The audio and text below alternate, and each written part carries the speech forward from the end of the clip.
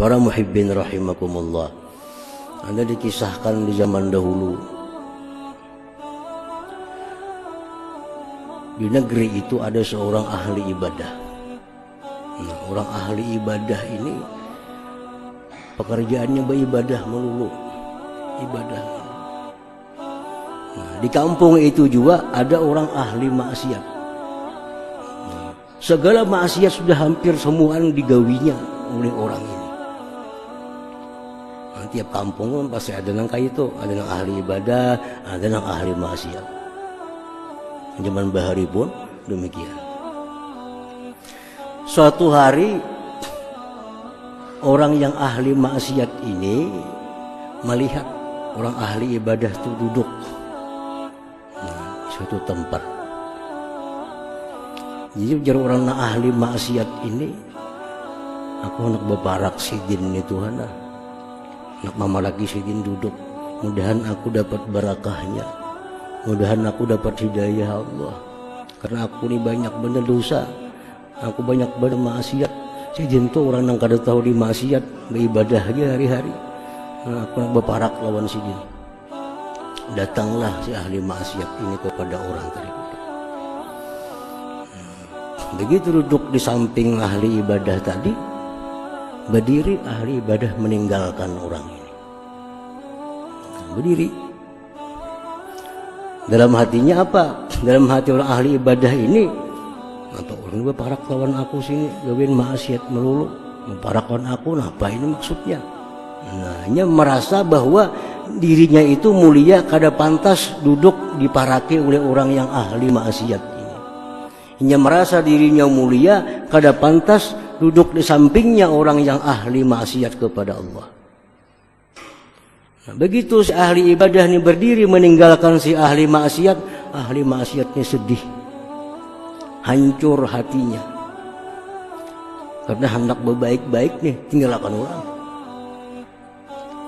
Nah, akhirnya Allah mewahyukan kepada Nabi pada saat itu. Ujar Tuhan, wahai Nabi, panggil kedua orang itu.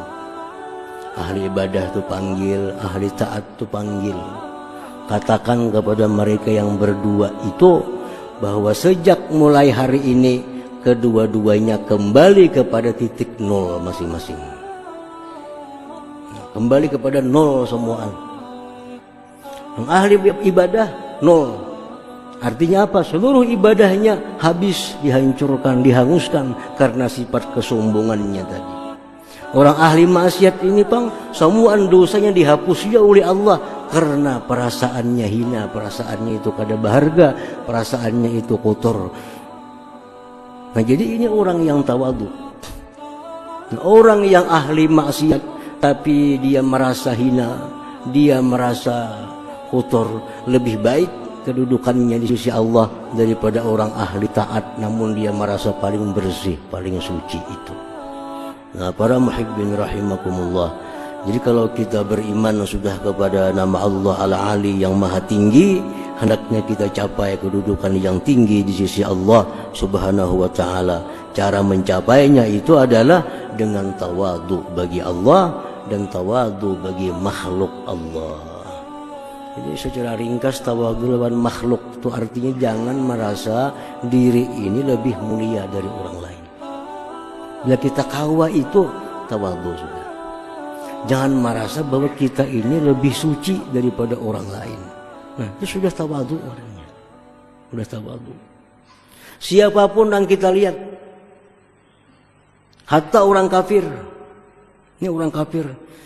Jangan merasa diri kita lebih mulia daripada orang kafir itu. Kenapa sebabnya? Karena yang dipandang mulia kada mulia di akhir hayat yang dipandang. Siapa tahu akhir hayat si kafirnya masuk Islam, kita keluar pada Islam. Nah, jadi walaupun orang kafir sekalipun, jangan diri kita merasa lebih mulia daripadanya. Karena mulia kadanya seseorang dipandang di akhir hayat hidupnya. Kalau akhir hayatnya iman, Islam, dia jadi orang yang mulia. Akhir hayatnya kafir, dia orang yang hina.